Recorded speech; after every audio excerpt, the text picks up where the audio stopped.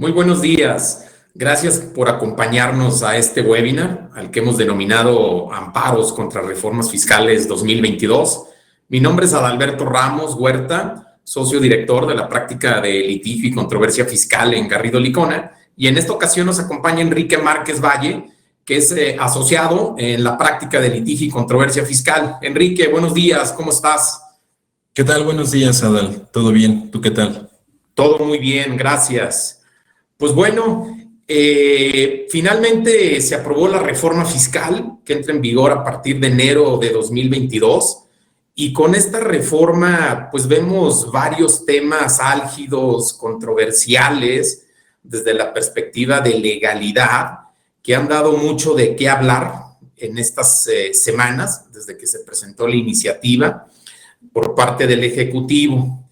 Y pues bueno, vemos que es una reforma que busca fortalecer las facultades de fiscalización por parte de la autoridad fiscal, le da más herramientas para fiscalizarnos de forma más eficiente, y también se busca combatir ciertas prácticas de evasión fiscal mediante pues limitantes a la deducción de intereses, cuestionamientos de nuestras operaciones por falta de razón de negocios, que es un concepto que pues a lo largo de esta plática vamos a escuchar mucho. Y pues bueno, en ese contexto de una fiscalización más eficiente, que es lo que se busca para combatir estas prácticas de evasión fiscal, nosotros compartimos los motivos en términos generales con lo que se busca combatir, ¿sí? Que son estas prácticas de evasión fiscal. Sin embargo, sí vemos que la forma como se está implementando es que se van a afectar a varios sectores de la economía que no son target de esta reforma fiscal. Y sin embargo, pues van a resultar afectados, y lo que consideramos nosotros es de que, pues para este sector de la economía, que no era el target de la reforma fiscal, que no practican estas operaciones para evadir el pago de impuestos, pensamos que hay medios legales de defensa y amparos para protegerse en contra de esta reforma fiscal. Entonces, van a ser los temas que vamos a estar tratando a lo largo de esta plática, de esta charla. Y pues bueno, aquí con el apoyo de Enrique Márquez, especialista en temas de litigio fiscal, que está muy involucrado en la preparación de medios legales de defensa, amparos y demás. Entonces, pues vamos a aprovechar mucho aquí tu conocimiento, Enrique. Primero, vamos a hablar de un primer tema que sí nos interesa destacar, y que es el relacionado con la deducción de créditos incobrables. Aquí, Enrique, si nos puedes platicar pues cómo está hoy en día la disposición fiscal, y cómo y en qué sentido viene la reforma fiscal, que va a afectar a un sector de la economía bastante importante. Si nos puedes platicar, Enrique, por favor. Sí, claro, Adal. En el caso del tema de deducción de créditos incobrables, como tú lo mencionas, al día de hoy, hasta lo que es 2021, existen dos momentos para deducir estos créditos incobrables. La ley del impuesto sobre la renta establece que podríamos estar llevando a cabo la deducción en un primer momento cuando estos prescriban, o bien en un segundo supuesto, cuando exista una notoria imposibilidad práctica de cobro. Bajo esta perspectiva, hay que hacer énfasis en que cuando tenemos créditos mayores a 30,000 UDIs, que es más o menos un monto de 200,000 pesos aproximadamente, podemos tomar la deducción siempre y cuando se haga la presentación de la demanda y posteriormente se presente el aviso al deudor, haciéndole de su conocimiento sobre la acumulación que tiene que realizar para que precisamente exista esta simetría fiscal. Ahora bien, para 2022, lo que se está planteando es que esta deducción va a tener un diferimiento en el tiempo, y esto se va a dar ya no solamente a la presentación de la demanda, sino va a ocurrir hasta el momento en el que se agoten todos los medios legales de defensa para lograr su recuperación, e inclusive aún teniendo esta sentencia favorable definitiva, pues también ahí la redacción de la disposición está estableciendo que también se tienen que agotar todos los mecanismos de la ejecución de la sentencia, ¿no? Básicamente con esto, pues estamos hablando que muy probablemente cuando tú quieras llevar a cabo la deducción de créditos incobrables, que al día de hoy era únicamente con la presentación de la demanda, al tener que llevar y agotar todo un proceso litigioso con sus distintas etapas, pues bueno, podría estarse difiriendo 4 o 5 años aproximadamente, ¿no? Sí, pues muy bien, Enrique. Como tú lo has mencionado, ¿no? Están condicionando nuestra deducción a un litigio que puede llevar 4 o 5 años. Entonces, pues vemos que ese tema es bastante cuestionable. El diferimiento precisamente de esta deducción podría afectar ahí derechos fundamentales del contribuyente. Y mira, si bien, digo, sí ha habido prácticas ahí de simulación, ¿no? Por parte de algunos contribuyentes que presentaban demandas para cumplir con el requisito de la deducción y después se desistían del juicio o no le daban seguimiento. Entonces, precisamente ese tipo de prácticas es lo que se busca combatir, de ahí que ahora ya te condicionan esta deducción a que haya una resolución definitiva. Entonces, sin embargo, aún así lo vemos bastante cuestionable. Pues pensamos que había otras medidas menos lesivas para lograr ese objetivo que busca el Ejecutivo en su iniciativa. Como señalan en la exposición de motivos, pues se buscaba pues evitar que el Estado asumiera el costo de estas cuentas incobrables.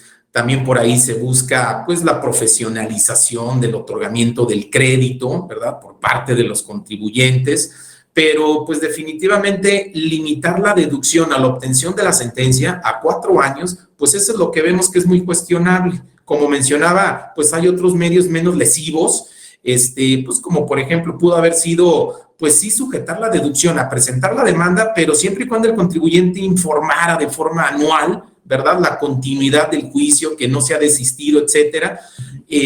Medidas de esa naturaleza. Sin embargo, al no haberlo hecho así, pues bueno, es lo que pensamos que va a dar lugar ahí a algunos amparos. Y aquí, Enrique, si nos puedes platicar el tiempo para presentar amparos, cuáles son los momentos y en este caso, ¿cuál sería el momento oportuno para presentar un amparo? Sí, claro. En términos generales, un amparo en contra de leyes se puede presentar en 2 momentos, ya sea de forma autoaplicativa o bien heteroaplicativa. Autoaplicativa se entiende que es a partir de la entrada en vigor de la disposición, se tienen 30 días para poder hacer la interposición de este juicio. En el caso de los amparos, cuando son de naturaleza heteroaplicativa, implica propiamente ya la realización del acto, que tú ya tengas la afectación directamente y esto es lo que te va a dar pauta para que en un plazo de 15 días hábiles siguientes a que tienes esta afectación puedas llevar a cabo la interposición del juicio.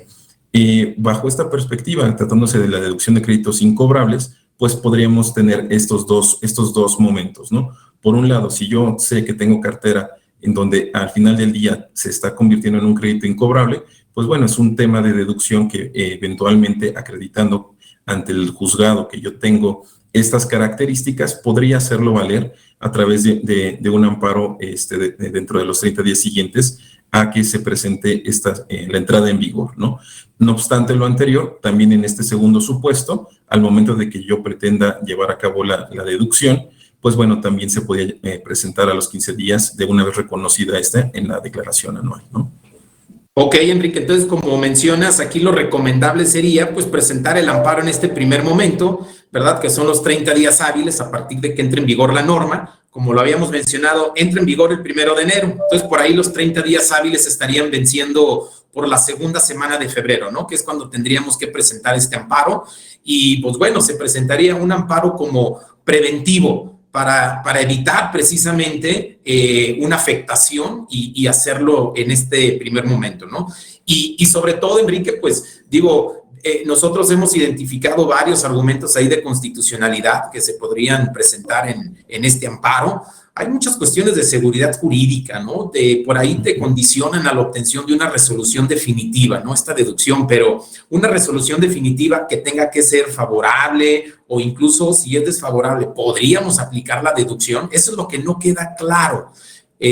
Yo digo, no veo que Si es una resolución desfavorable, pues desde luego el fisco el día de mañana nos va a poder auditar, ¿verdad? Y decirnos, oye, pues no tenías derecho a cobrar ese crédito, ¿no? Entonces, ¿cómo aplicaste una deducción, ¿no? Entonces, pero como está la ley, si lo interpretamos estrictamente, pues podríamos hablar de que sería una resolución con independencia del sentido, ¿no? Entonces, son muchos temas que no quedan claros y que, bueno, se podrían presentar como argumento en un amparo, ¿no? Entonces, bueno, ese es un primer tema. Otro que quisiéramos abordar es el relacionado con capitalización insuficiente. Sabemos que esta es una norma antiabuso, se busca evitar ciertas prácticas de sobreendeudamiento de entidades de subsidiarias mexicanas para aprovechar ciertas ventajas fiscales como son deducción de intereses y demás. Sin embargo, pues hay una limitante a la deducción de los intereses por este concepto de capitalización insuficiente.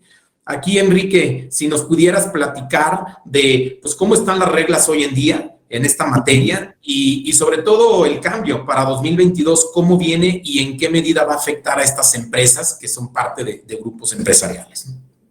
De acuerdo, Adal. En este caso, en lo que viene a ser el tratamiento fiscal para el tratamiento aplicable a empresas que tienen que observar la capitalización insuficiente, como tú bien lo mencionas, de entrada es un concepto que la ley del impuesto sobre la renta establece para limitar la deducción de intereses respecto de estas empresas que muchas veces, como parte de su planeación, buscaban un sobreendeudamiento, ¿no?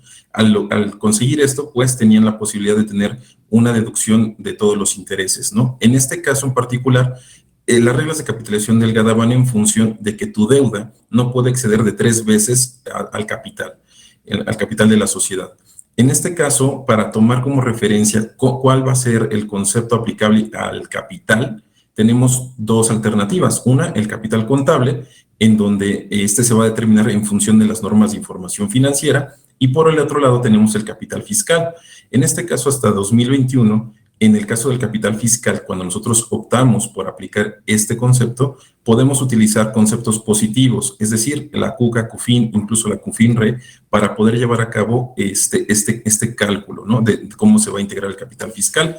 Y en este caso, lo que se estaría considerando como parte de la reforma para 2022 es que ya no solamente vas a tomar en consideración estos conceptos positivos, sino que también deberás considerar el tema de pérdidas fiscales, que es un concepto negativo.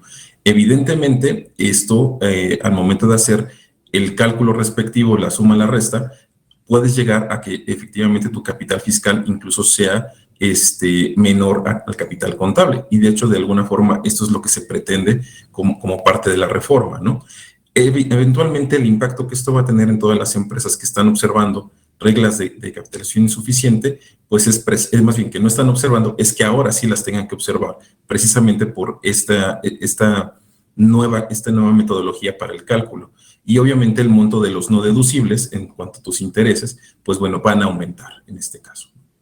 Sí, Enrique, ¿y qué pasa con estas empresas que, como tú bien apuntabas, hay una opción de utilizar el capital fiscal, ¿no? Que son pues los saldos, ¿no? De tu CUCA, CUFIN, CUFINRE.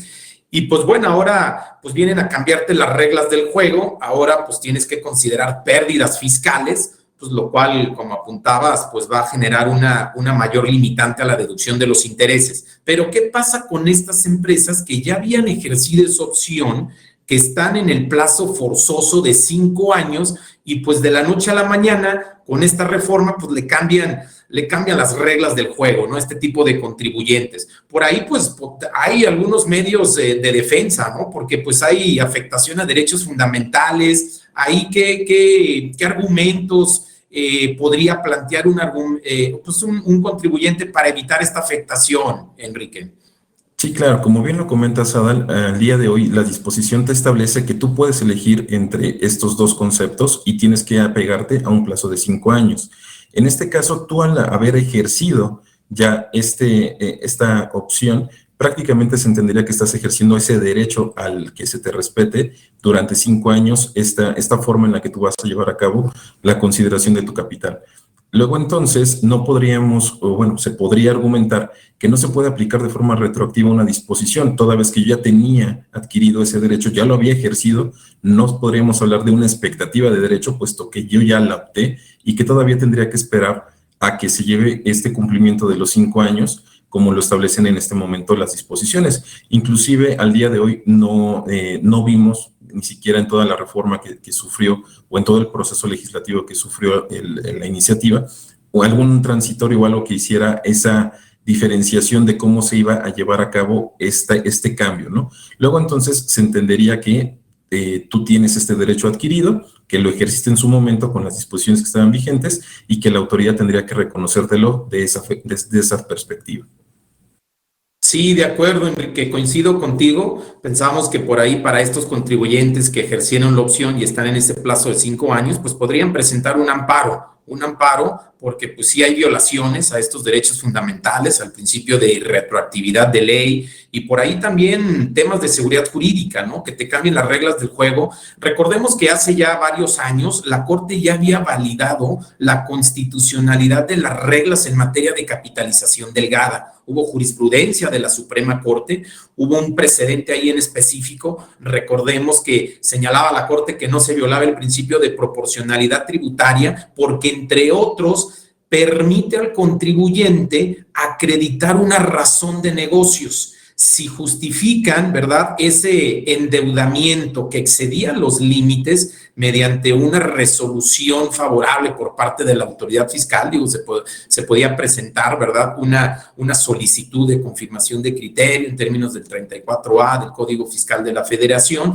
y si era favorable, pues bueno, efectivamente se podía exceder ese límite, ¿no?, de la deducción de intereses, ¿no? Digo, ahí hubo un criterio de la Corte que fue desfavorable, que señaló que pues sí era constitucional porque te permitía, ¿no?, acreditar esa razón de negocios, ¿no? Destaco ese precedente, pero bueno, como lo señalaba, la Corte validó que es constitucional estas reglas de capitalización delgada. Ahora te vienen a cambiar las reglas del juego, ¿no? Como meter este concepto de pérdidas fiscales, etcétera. Entonces, pues también eso viola seguridad jurídica, temas de, hay una arista, ¿no?, de seguridad jurídica, el principio de confianza legítima, que pues ya tiene ciertas proyecciones de inversión y pues las reglas del juego no te las pueden cambiar de la noche a la mañana, ¿no?, cuando ya tenías esta situación, ¿no? Entonces, bueno, entre otros varios argumentos, ¿no?, que se podrían plantear en un amparo.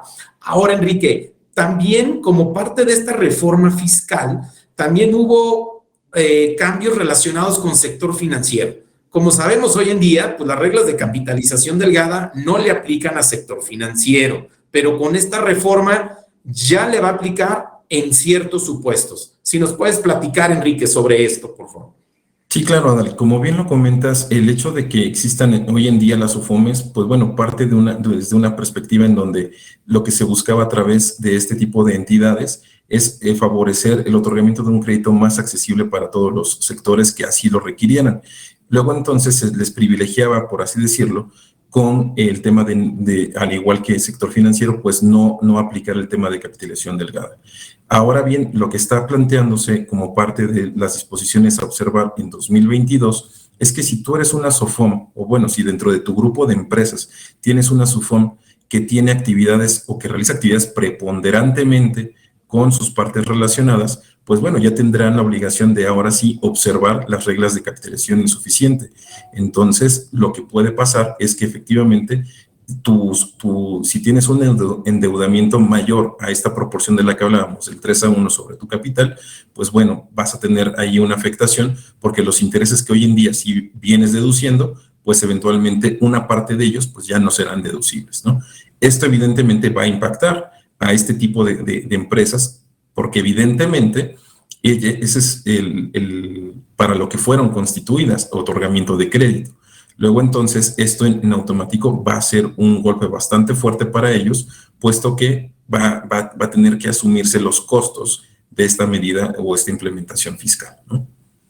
Ahora, Enrique, tú hablabas, ¿no?, de pues contribuyentes que realicen actividades preponderantemente con partes relacionadas.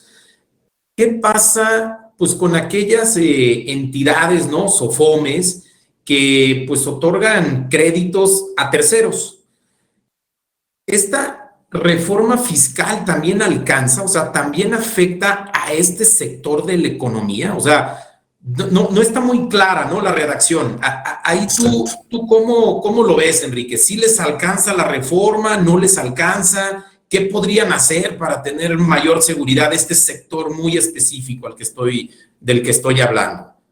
Sí, claro, Adal. En este caso, la disposición, como bien lo comentas, se entiende que debe ser como una norma de carácter general para que todos los que se ubiquen en el supuesto les. Sin embargo, justo por no ser tan específicos, se entiende que podrían ser afectados también este tipo de SOFOMES, que si bien pueden tener actividades de fondeo para con ellas respecto de partes relacionadas, lo cierto es que si tienen actividades con terceros, no estarían colocándose en el supuesto de la exposición de motivos. Se desprende de esta que lo que buscan atacar es justo este tipo de planeaciones donde tienes un grupo empresarial y como parte de tu planeación constituyes o haces que exista una SOFOM para efecto de poder no observar estas reglas de capitalización delgada. Y eso es lo que está combatiendo como tal el Ejecutivo, para efecto de que no se preste este tipo de esquemas de evasión fiscal. Sin embargo, si yo no estoy en el supuesto, ¿por qué? Porque a pesar de que sea una SOFOM de grupo, pero que tengo actividades preponderantemente, pero con terceros, no debería estar yo considerado como parte de esta reforma. Por lo tanto, no debería de observar reglas de capitalización insuficiente.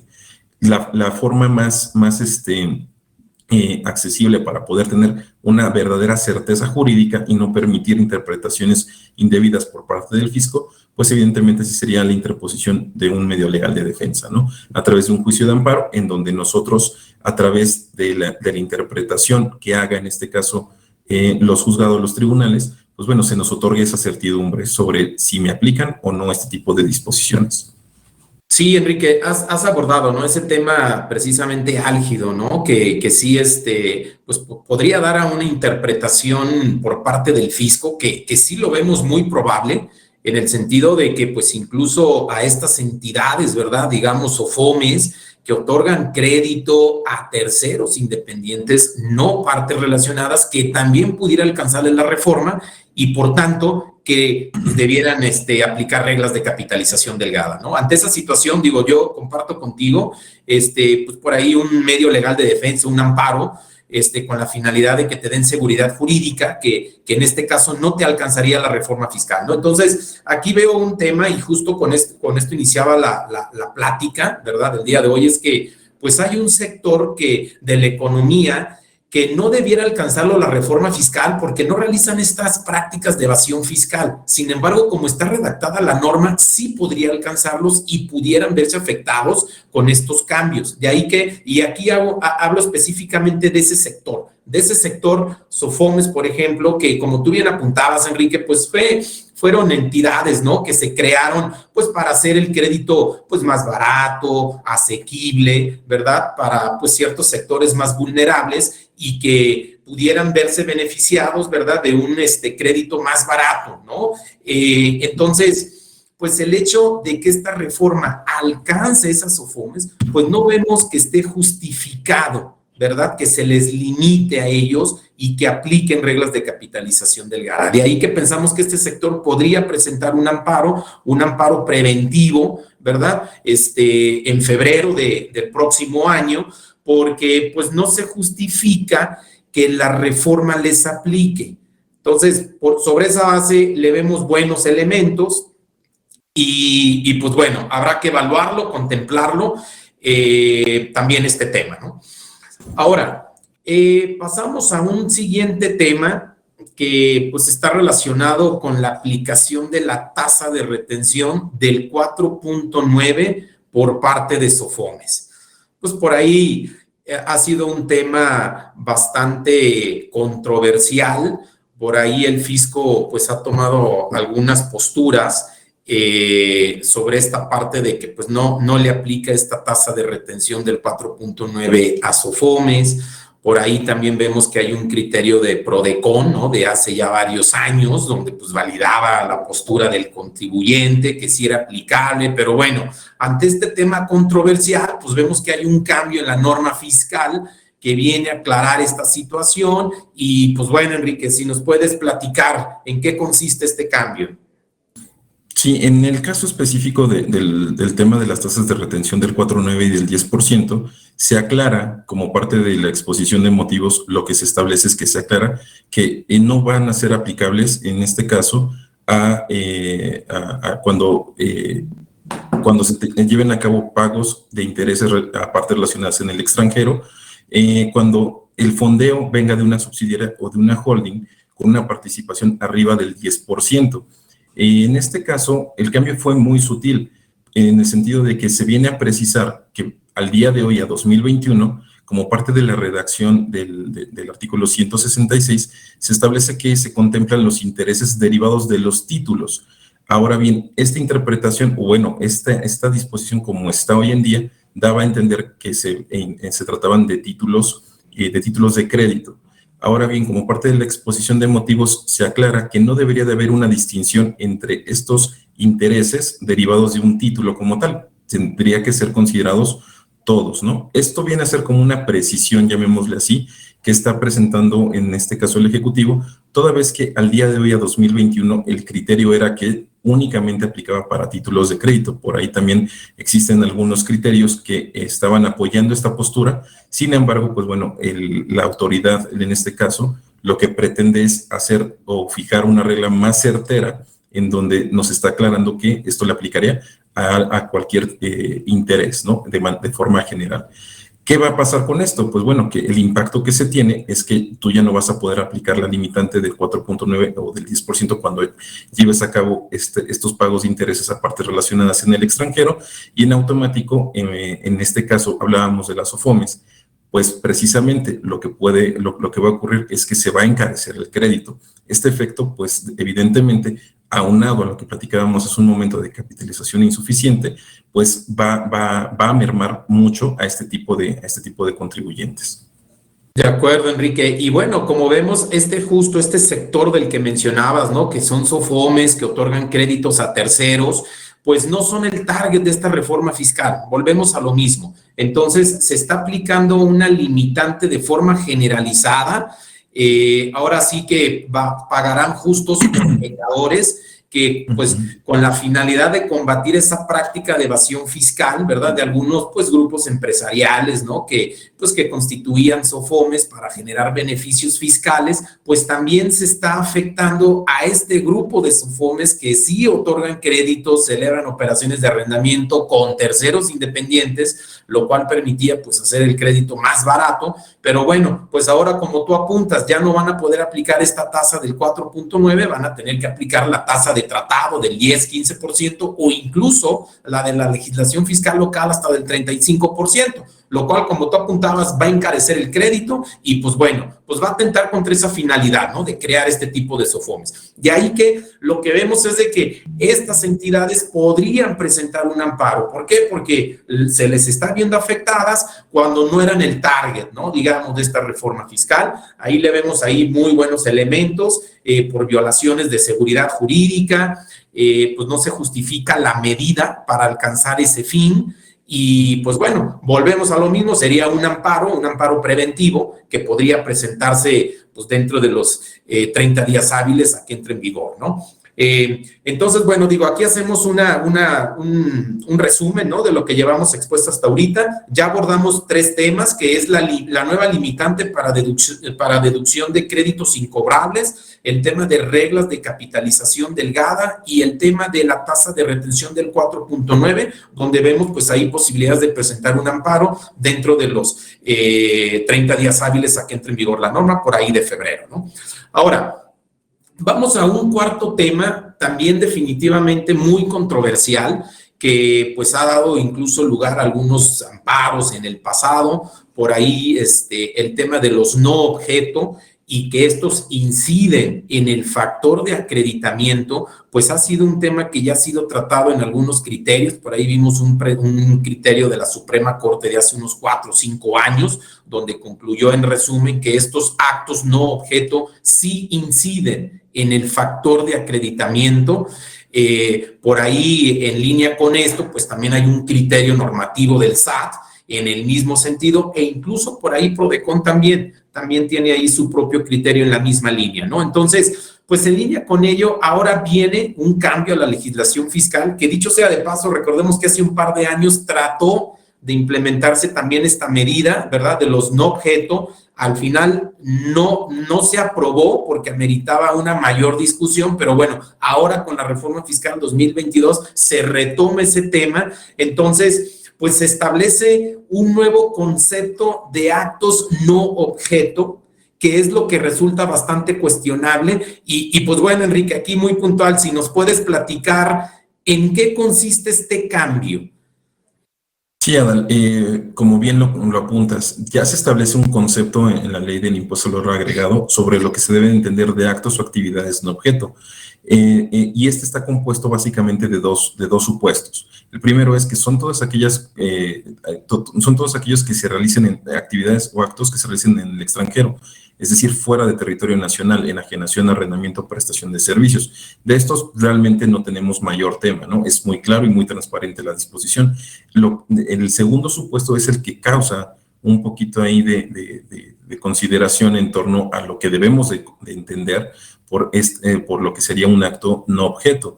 Y es que la ley los define en términos generales como aquellos actos o actividades por los que se haya obtenido una contraprestación o ingreso, con lo raro que pudiera sonar para efectos de IVA, pero que no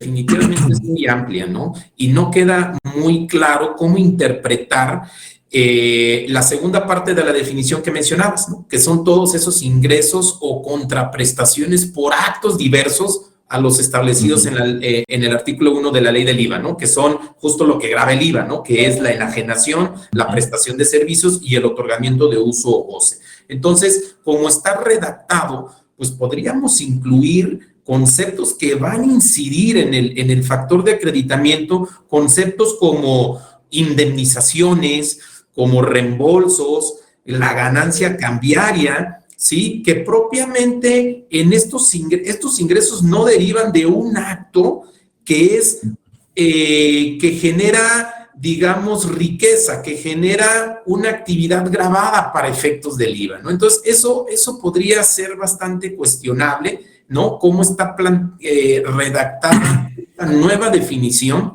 de los no objeto. Entonces, si bien ya hubo un criterio de la Suprema Corte en el que se concluyó que los no objetos sí van a incidir en el factor de acreditamiento, lo cierto es que ahora se viene a establecer en qué consisten esos actos no objeto y pensamos que esta definición sí se podría impugnar mediante un amparo porque queda muy abierta, genera inseguridad jurídica y se están considerando conceptos que no derivan propiamente de una actividad económica, ¿sí? Donde no hay, pues propiamente algo que sea parte, ¿no? De lo que se busca gravar con la ley del IVA, ¿no? Entonces, ahí también debemos posibilidades de poder presentar un amparo dentro de los 30 días hábiles, que sería por ahí de febrero.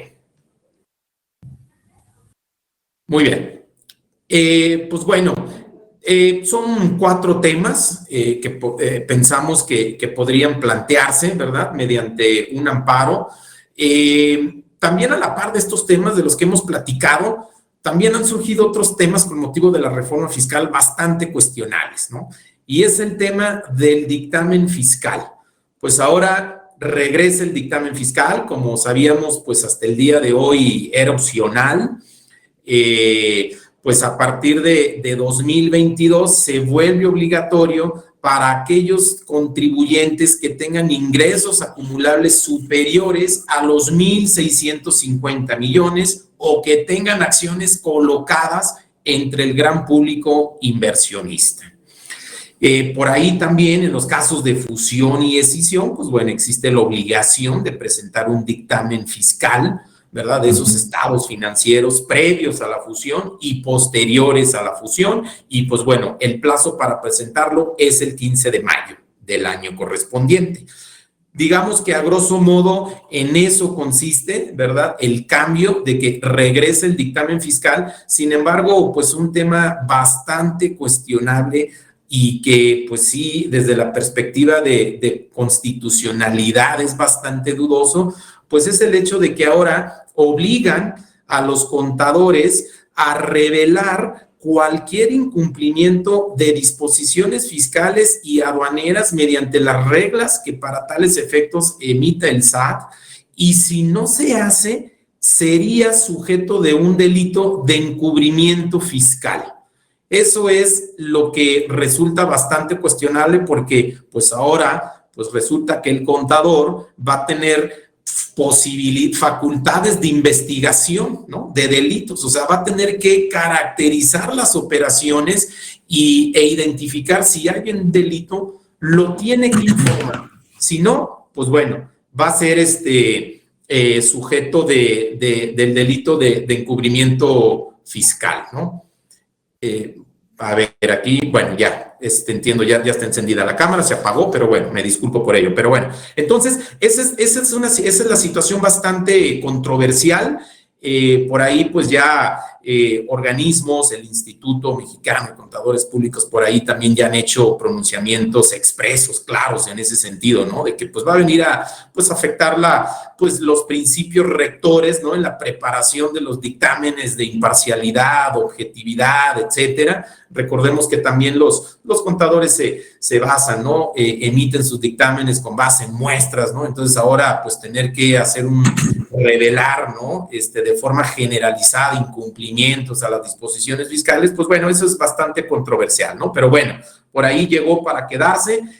Vemos que pues sí hay posibilidades de amparos también, eventualmente va a haber quién se suba al amparo y pues bueno, habrá que estar atentos de esa situación, ¿no?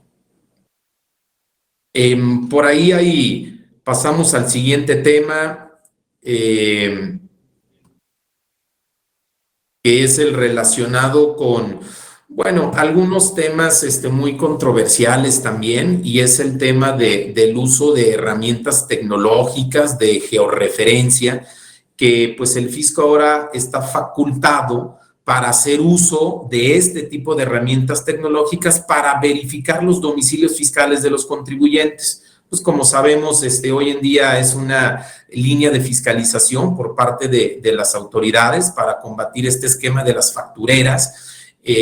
Pues primero verificar los domicilios fiscales, ¿no? Cuando se da de alta una entidad ante el RFC, pues bueno, uno de las primeras acciones es verificar precisamente la existencia de ese domicilio fiscal. Y pues bueno, ahora se va a apoyar de este tipo de herramientas pues tecnológicas de geolocalización, y bueno, eso pues también ha sido un poco controversial, ¿no? De si no afecta tus derechos fundamentales de privacidad, de inviolabilidad del domicilio, etcétera. Por ahí se ha comentado mucho de ese tema. También el otro tema bastante controversial es la obligatoriedad, ¿no? De los mayores de 18 años ya de solicitar una inscripción ante el Registro Federal de Contribuyentes. Esa inscripción pues va a ser ante el RFC. Se va a establecer que no se tiene actividad económica para evitar, ¿verdad? No tener esa obligación de presentar declaraciones, que por lo menos, bueno, eso fue uno de los cambios que logró matizarse en el Congreso de la Unión, ¿verdad? Que no tengan esa obligación de presentar declaraciones y por tanto no sean multados. Entonces, ese por lo menos fue un cambio, pero bueno, lo cierto es de que pues ahora mayores de 18 años tienen esa obligación, y aquí pues bueno, viene una situación de que pues hay una problemática actual que son las citas ante el SAT. Entonces, pues pensamos que este elemento, pues va a haber más contribuyentes, ¿verdad?, que tienen que darse de alta, va a ser necesario sacar citas, y si a esto sumamos pues otro tema de pues los notarios, como lo sabemos, pues tenían antes la posibilidad de solicitar la inscripción ante el RFC de aquellas entidades, ¿no?, que constituían ellos. Ya no es posible tampoco para los notarios. tendrán que sacarse esas citas presenciales ahora. Entonces, pues es una situación que sí se está previendo que va a haber una escasez de citas, como ya lo hay el día de hoy, pero el siguiente año va a haber más, ¿no? Entonces, pues sabemos que el fisco no tiene esa capacidad para atender todas estas citas, ¿no? Entonces, pues son temas bastante controversiales. De estos dos temas que estoy platicando, incluso sabemos por ahí que el INAI ya ha planteado pues la posibilidad de presentar algunas acciones de inconstitucionalidad precisamente, que entendemos todavía no se presentan, pero bueno, por ahí vemos, ¿no? Que va a haber controversia, ¿no? Bajo la óptica de temas de constitucionalidad, ¿no? Vamos a un siguiente tema y bueno, aquí Enrique, si nos ayudas, el tema, lo que mencionábamos, pues una de las finalidades de esta reforma fiscal es combatir prácticas de evasión fiscal. Muchos contribuyentes llevaban a cabo operaciones que desde la perspectiva del fisco carecían de razón de negocios, entonces nos las estaban desconociendo, nos rechazaban deducciones, etcétera. Y hay 3 cambios puntuales relacionados con razón de negocios. No sé si, Enrique, nos puedas platicar de estos cambios así muy puntuales para, pues, externar ahí los temas controversiales, Enrique. Sí, claro, Adal. En el caso de razón de negocios, como bien lo apuntas, pues viene acompañado de la tendencia de las reformas que hemos tenido en los últimos años. Por ahí tenemos el artículo 5A, en donde se contempla ya esta parte de la razón de negocios, en donde la autoridad puede, derivado de su revisión, recaracterizar las operaciones. Esto ya estaba contemplado en este artículo del Código Fiscal. Ahora bien, lo que se está planteando es que en los casos, por ejemplo, de fusión y escisión, también la autoridad, cuando esté practicando alguna auditoría, si puede desconocer los efectos de esta fusión y darle el matiz de que es de que no existe una razón de negocios y considerarlo como una enajenación. Esto, en este caso, inclusive, si bien no queda claro cómo lo va a llevar a cabo, si será a través de este procedimiento del 5A per se, o bien si va a tener otras alternativas para hacerlo. Por ahí se menciona el tema de las operaciones relevantes, ¿no? En donde puede llevar a cabo esta revisión de lo que se lleve a cabo 5 años antes y 5 años posteriores a que se lleve a cabo la fusión o la escisión como corresponda. Esto puede dar pauta a que si por ahí tienes transmisiones de acciones, de activos o algún segmento del negocio, o incluso exista un aumento o disminución en el capital social de estas sociedades involucradas, pues bueno, la autoridad podrá verificar a través de este análisis si efectivamente existe o no esa denominada razón de negocios. Por otro lado, también este mismo concepto va a aplicar para el caso de reestructuración de sociedades. Ahí también se está contemplando una modificación en donde también la autoridad, sin ejercicio de facultades de comprobación, determina que no existe razón de negocios, pues bueno, va a quedar sin efectos la autorización para la enajenación de las acciones a costo fiscal cuando esto se lleva a cabo en empresas pertenecientes a un mismo grupo. Luego, entonces, la consecuencia que va a tener esto es que el enajenante deberá pagar el impuesto que corresponda a la enajenación de acciones, pero será considerando el valor de estas como si fueran partes independientes, ¿no? Básicamente, en cuanto a lo que es reestructuración de sociedades, así aplicaría ahora el desconocimiento de esa operación, atendiendo que no exista una razón de negocios. Y finalmente, en el caso de créditos respaldados, se incorpora un nuevo supuesto, tomando en consideración que esta figura de crédito respaldado básicamente es el financiamiento que se da entre partes relacionadas, en donde obviamente a cambio de este financiamiento existen intereses de por medio. Si la autoridad considera que no existe una razón de negocios para llevar a cabo esto, pues bueno, lo va a considerar como que de fondo se trata de un dividendo no deducible, ¿no? Básicamente estas afectaciones, pues lo que traería es que debemos de nosotros cuidar que efectivamente las operaciones que realicemos, ya sea en una fusión, ya sea en una escisión o la reestructuración, o en los créditos que estamos otorgando entre partes relacionadas, pues efectivamente estén bien soportados, tengan una verdadera razón de negocios para que no tengamos ninguna complicación a futuro, ¿no? De acuerdo, Enrique. Y bueno, pues mira, esta práctica de cuestionar la razón de negocios de nuestras operaciones, pues ya lo veíamos, ¿no? En las auditorías que actualmente está practicando el fisco. La pregunta es, pues si nos van a poder aplicar de forma retroactiva estas reglas, pues ahí la respuesta es, insisto, ya lo venían haciendo en varias auditorías donde nos cuestionaban razón de negocios. Y bueno, ahora pues ya está en ley. precisamente esta posibilidad de cuestionarnos estas operaciones. Y aquí, como tú lo apuntabas, Enrique, lo que no queda claro es, pues, qué concepto de razón de negocio nos van a aplicar, ¿sí? No sabemos si va a ser conjuntamente o si van a aplicar el 5A, que como sabemos hace un par de años se estableció esta regla general antiabuso del 5A, donde el fisco, pues ahora sí, cuando se trata de operaciones que carecen de razón de negocios y generan beneficios fiscales, pues nos puede desconocer esta operación para efectos fiscales y recaracterizarla. Hay un procedimiento específico en el 5A. Recordemos que hay un órgano colegiado integrado por funcionarios del SAT, de Hacienda, que son los que van a tener que emitir una resolución en el sentido de si hay o no razón de negocios, y es un procedimiento que se tiene que seguir.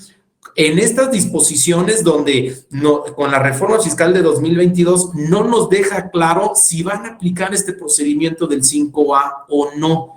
Entonces, pues eso es lo que genera una inseguridad jurídica. Habrá que ver en las auditorías. Tú apuntabas que esto nos lo van a cuestionar con motivo de una auditoría que practique el SAT. Pues hay que ver cómo lo aplican, porque seguramente habrá créditos fiscales donde no estén bien fundados, bien motivados, donde nos desconozcan la razón de negocios, y ahí es donde habrá muchos medios legales de defensa que se van a poder presentar. No lo vemos como una posibilidad de un amparo, ¿verdad? Impugnarlo, o sea, no le vemos, digo, se podría plantear, pero no le vemos ahí un buen soporte, digamos, técnico para presentar el amparo en contra de esta disposición dentro de los 30 días hábiles que entre en vigor la norma, pero sí en ese segundo momento que tú mencionabas, cuando ya tienes una afectación, habrá que ver cómo te fundan y motivan, porque ahí va a dar lugar a impugnaciones, ¿no? Y aquí, bueno, hago una pausa, Enrique, porque nos hacen una pregunta. Digo, ya ha habido varias preguntas, pero una en particular, ¿no? De que, pues, el dictamen fiscal, si aplica para el ejercicio fiscal de 2022, que se presente en 2023, o si nos lo pueden hacer retroactivo, ¿verdad? Para este ejercicio. Pues bueno, esa es una pregunta que nos han hecho. Nosotros consideramos que no debieran aplicártelo retroactivo, ¿verdad? Debiera aplicar solamente a partir del ejercicio de 2022, que es cuando entre en vigor la norma, y que se presente en 2023, ¿no? Así es como debiera interpretarse la disposición fiscal. Pero bueno, insisto, ya hemos visto que nos aplican de forma retroactiva disposiciones fiscales cuando nos auditan. Entonces, si lo hacen, si pretenden exigir este tipo de dictamen fiscal de forma retroactiva, pues sí podríamos interponer un medio legal de defensa, ¿no? Muy bien. Ahora, bueno, ahorita por tiempo creo que nos vamos a ir un poco más rápido, porque sí son en realidad muchos temas controversiales desde la perspectiva de legalidad que quisiéramos abundar en ellos, pero por tiempo no nos va a ser posible. Entonces, pues muy a grosso modo señalo este tema relacionado con nuevas limitantes en la emisión del CFDI de egresos. Hoy pues ya hay un nuevo requisito para emitir estas notas de crédito que amparen descuentos, devoluciones y demás, ¿no? Y que ahora tenemos que tener bien justificada la razón del negocio por el cual estamos emitiendo estos CFDIs de egresos, tener bien ese soporte documental. Y esto pues podría ser bastante cuestionable, Enrique, de tener que hacerlo en cada operación, tener ese soporte documental, justificar por qué estamos emitiendo estas notas de crédito, de devoluciones, descuentos. Imagínate en estas entidades, ¿no? De retail, ¿no? Que tienen, pues que se dedican a las tiendas departamentales, vamos a ponerlo, ¿no? Que es, pues, práctica diaria, pues, estas devoluciones, etcétera. Entonces, ahora tenemos que documentar por qué un cliente pues solicitó la devolución, ¿no? De su prenda, por ejemplo, ¿no? Entonces tiene que estar bien justificado, bien documentado, porque si no, nos van a rechazar una deducción en ese sentido, ¿no? Entonces, pues eso definitivamente, operativamente no va a ser posible. Sin embargo, está ese nuevo requisito, y si no, pues nos pueden ahí rechazar deducciones, determinar omisiones de ingresos, etcétera, y pues bueno, bastante cuestionable, pero es algo que hay que considerar, ¿no? Otro tema, Enrique, si nos puedes platicar así de forma muy puntual, es el relacionado con los nuevos supuestos para la suspensión de sellos digitales. Como sabemos, el fisco hoy en día nos audita de forma muy eficiente.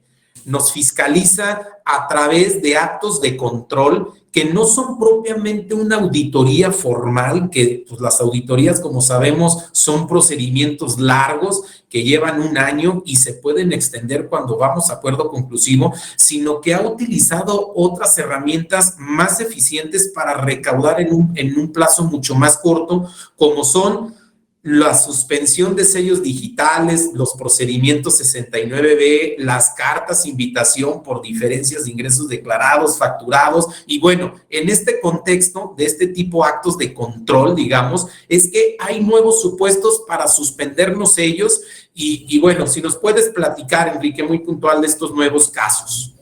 Sí, Adal, en el caso específico de los nuevos supuestos que tenemos para la suspensión de sellos, se están contemplando que en el ejercicio de facultades de comprobación, es decir, tú estás atendiendo una auditoría que te está practicando la autoridad fiscal y si tienes actitudes que puedan considerarse que están obstaculizándolas, la autoridad, como esta, digamos, no es una medida de apremio per se, pero en la práctica se podría considerar de esa forma. Te pueden suspender en el sello digital, lo cual te impediría llevar a cabo tus operaciones fiscalmente hablando del día a día. Esto obviamente pues es importante que los contribuyentes lo tomen en consideración al momento de estar siendo auditados, de que sí deben de tener a su disposición la contabilidad y atender los requerimientos que haga la autoridad, ya que de lo contrario podría aplicar este supuesto y pues bueno, sabemos todo el proceso que tiene que llevar a cabo el contribuyente de presentar su aclaración y en su caso pues proporcionar la información, regularizar su situación dentro del procedimiento de fiscalización. El segundo de los supuestos que están contemplándose ahora es, tú bien lo mencionabas, al día de hoy la autoridad ya sabe efectivamente a través de los FDIs y el cruce de información todo nuestro comportamiento y todo cómo nosotros estamos llevando a cabo nuestras operaciones. Sin embargo, sin embargo, esto únicamente está redactado en el caso de ingresos, que se entendería que aplicaría únicamente para efectos del impuesto sobre la renta. Ahora bien, se hace esta aclaración de que también va a aplicar cuando se trate de diferencias entre el valor de actos o actividades contempladas en los FDIs y también se puede llevar a cabo cruces contra los complementos de pago y estados de cuenta bancarios, ¿no? Esto con la finalidad precisamente de que la autoridad pues pueda tener debidamente fundados y motivados sus actos ante este supuesto de cancelación de sellos. Y finalmente, uno de los temas que, pues, como tú lo mencionabas, son muy controversiales, es todo el procedimiento 69B. En el caso de EDOs, que son empresas que aparentemente deducen operaciones simuladas, pues bueno, básicamente estos tienen un proceso que seguir. Este está contenido en el 69B, que sabemos que se activa cuando, derivado de las operaciones que tuvieron con un proveedor que está siendo considerado de forma definitiva como una empresa que está facturando operaciones simuladas, si yo tuve vínculos con esta de carácter comercial, tengo 30 días para acreditar la materialidad de las operaciones. Si no lo hice, por las razones que sean, pues básicamente lo que se está estableciendo es que la única posibilidad para que me reactiven el sello será primero hacer el pago del impuesto, de ese supuesto impuesto omitido, ¿no? Sabemos que es muy controversial esto porque la realidad es que al día de hoy tampoco, si bien el criterio de materialidad puede tener ciertos matices en los que coincidamos, muchas veces para la autoridad todo el soporte documental que nosotros aportamos pareciera ser insuficiente, ¿no? Aún y cuando lo atiborras de cajas y cajas de información, pues bueno, no existe un criterio objetivo y eso precisamente nos coloca en una situación desfavorable, por lo que es muy importante precisamente tener los medios para poder hacer frente a esto. Digo, aquí justo la prevención estaría en el uso de herramientas tecnológicas que nos permitan precisamente tener estos defense files sobre las operaciones que tenemos con nuestros proveedores para efecto de estar prevenidos, ¿no? Porque al día de hoy no sabemos en qué momento nos puede aparecer un proveedor EFO y que el día de mañana eso nos condicione el tema de la deducción y acreditamiento, ¿no?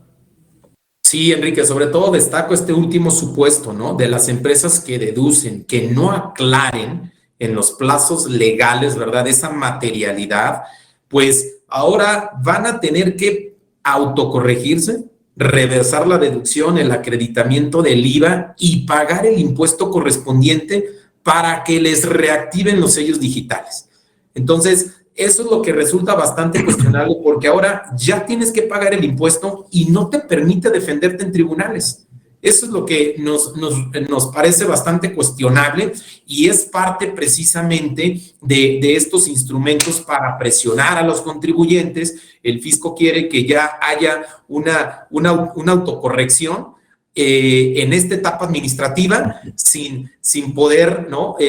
Acceder a los medios legales de defensa, ¿no? Que eso pues definitivamente viola derechos fundamentales. Eventualmente va a haber muchos medios legales de defensa por esta parte, pero bueno, habrá que estar atentos, ¿no? Y como tú bien apuntabas, Enrique, pues hay que prevenir, ¿no? Hoy en día la mejor planeación está en la prevención. Hay uso de herramientas tecnológicas que podemos llevar a cabo. Si bien el fisco pues ya está usando la tecnología para auditarnos de forma más eficiente y le ha resultado, porque los índices de eficiencia en las auditorías son bastante altos gracias a estas herramientas tecnológicas por parte de la autoridad, pues bueno, también el contribuyente puede hacer uso para, pues precisamente, identificar esas áreas de oportunidad. Por ejemplo, hacer estos cruces que tú señalabas, ¿no? Conciliar ya previamente lo que tú declaras con lo que facturas, tanto para renta como para IVA, temas de retenciones de sueldos y salarios, pues tener todo esto bien conciliado con herramientas tecnológicas para que el día de mañana que nos requieran, pues ya tener la información disponible, ¿no? El tema también del 69B, de estos proveedores de las listas negras del SAT, pues hay herramientas tecnológicas, ¿verdad?, que nos permiten, pues ya identificarlos de forma inmediata para poder presentar esta información de materialidad dentro de los plazos legales de 30 días hábiles, que es lo que nos marca la ley, ¿no? Bueno, ahora pasamos pues bueno, por último pasamos a un tema, pues el tema de los delitos de defraudación fiscal calificada, que hay nuevos supuestos y esto va muy de la mano con el nuevo régimen simplificado, que como sabemos es una de las partes principales de la reforma fiscal. Se busca incorporar a la economía informal a la formalidad precisamente mediante tasas de impuestos muy bajas, muy atractivas, tanto para personas físicas como morales, pero precisamente como es muy atractivo este nuevo régimen simplificado, es que hay ciertos candados precisamente, ¿no? Para aquellos contribuyentes que simulen prestación de servicios profesionales independientes, precisamente usando este régimen simplificado. Si estamos simulando cuando en realidad somos sueldos y salarios, etcétera,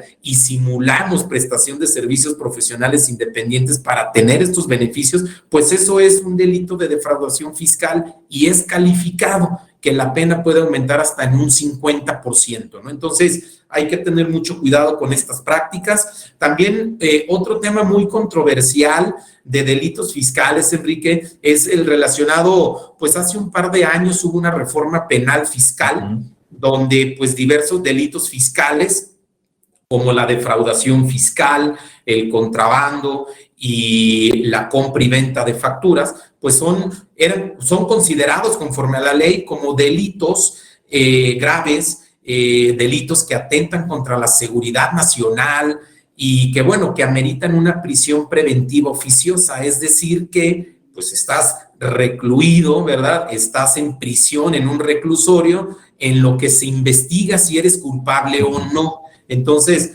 pues eso fue bastante cuestionable. Por ahí se presentaron acciones de inconstitucionalidad, varios amparos, etcétera. Y pues bueno, finalmente la Suprema Corte hace unas semanas, pues ya resolvió sobre la constitucionalidad de esta reforma penal fiscal. Y si nos puedes platicar, Enrique, ¿qué fue lo que nos dijo la Corte? Sí, básicamente ahí lo que resolvió la Corte fue que efectivamente existía un exceso al considerar que este tipo de conductas, tratándose de contrabando, lo relativo a la defraudación fiscal y a fiscales, y aquellos comprobantes fiscales, perdón, estamos teniendo problemas aquí en la conexión, pero tratándose de este tipo de delitos, no ameritaban una prisión preventiva oficiosa, porque como bien lo comentas, no se podría considerar que efectivamente fuera necesario esta medida. Por lo tanto, resultaba excesiva e inclusive era contradictoria con los derechos humanos. No podemos considerar que efectivamente se respetara en este caso el derecho de la libertad de las personas que estaban siendo apenas investigadas, porque prácticamente partían del hecho que únicamente por el tipo de delito ya meritaba que tuvieran que aplicarles una prisión preventiva oficiosa, cuando esto es una medida cautelar excepcional. No tiene por qué, o no tendría por qué considerarse que este tipo de medidas tuvieran que aplicar cuando apenas se están investigando. Esto únicamente aplica cuando efectivamente existe ya ni siquiera una presunción, cuando realmente se acredite que tú si estás siendo investigado, tenías la intención de evadir la justicia o bien afectar el proceso de la investigación. Luego entonces, pues era evidente que tenías ahí una afectación a la presunción de inocencia.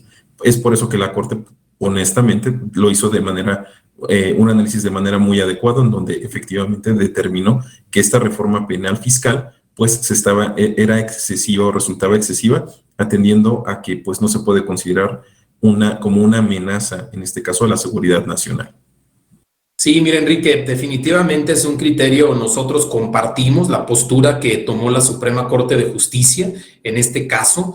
Era bastante cuestionable que te aplicaran como regla general la prisión preventiva oficiosa, ¿sí? Entonces, pues bueno, el hecho de que ya pues te consideraran en cierta forma como un criminal cuando todavía no había una sentencia definitiva, pues y que te lo aplicaran como regla general cuando debiera ser la excepción, ¿sí? La prisión preventiva oficiosa en principio debiera justificarse, demostrarse y no que te lo apliquen de esa forma, ¿no? Entonces, ahí sí compartimos ese criterio de la Suprema Corte de Justicia.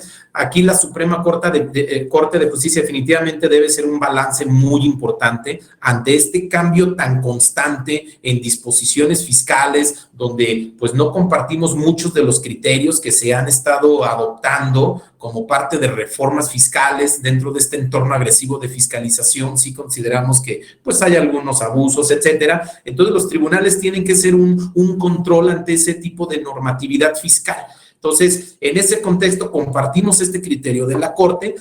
Sin embargo, como iniciamos esta plática, pues es cierto que hay una práctica de evasión fiscal que se tiene que combatir frontalmente, ¿no? Entonces, sí debe haber este tipo de medidas que se han estado adoptando y pues bueno, pero bueno, habrá que mantener ese equilibrio para no afectar derechos fundamentales de los contribuyentes. Si hay afectación de derechos fundamentales, pues bueno, tenemos alternativas como el amparo. Ya platicamos en esta sesión, pues bueno, los temas álgidos, controversiales, que pueden dar lugar a amparos y pues bueno, pues ya el vencimiento está a la vuelta de la esquina. Estamos hablando de escasos un par de meses que tendríamos que presentar estos amparos. Entonces, pues bueno, pues creo que ya se nos agotó el tiempo. Muchas gracias por acompañarnos en este webinar. Esperamos que haya sido de su interés y sobre todo la finalidad era, pues sí, traer sobre la mesa estos temas controversiales, los temas que van a dar a medios legales de defensa y en particular amparos que, pues bueno, se tienen que presentar ya en un par de meses. Muchas gracias y pues bueno, nos vemos para la siguiente. Muchas gracias, Enrique, por compartir el foro. Es un gusto y pues bueno, no sé, Enrique, ¿alguna reflexión final que tengas sobre todo esto? Simplemente, como lo mencionas, Adal, tomar en consideración que estos cambios, estas reformas, pues como bien pasó en este caso de la reforma penal fiscal, podrían parecer como situaciones que aparentemente no tienen ningún vicio de constitucionalidad. Sin embargo, pues todavía creemos en que la Suprema Corte puede tener este ejercicio de reflexión y ser este contrapeso con el ambiente que tenemos hoy en día respecto de observarnos a nosotros como contribuyentes que siempre nos portamos mal. Lo cierto es que nosotros tenemos la visión de que tenemos que contribuir de la forma proporcional y equitativa que tenemos como contribuyentes, que tenemos que aportar al Estado, pero no por ello significa que estamos haciendo actitudes que vayan en contra o para obtener un beneficio indebido, ¿no? Bajo esta perspectiva, siempre tendremos medios legales de defensa y en este caso, pues, se expusieron algunos temas que pueden quedar ahí para la reflexión, y más que para la reflexión, para la actuación a principios del siguiente año, ¿no? Coincido totalmente. Muchas gracias, Enrique. Muchas gracias a la audiencia y nos vemos en nuestro siguiente webinar. Buen día. Buen día, hasta luego.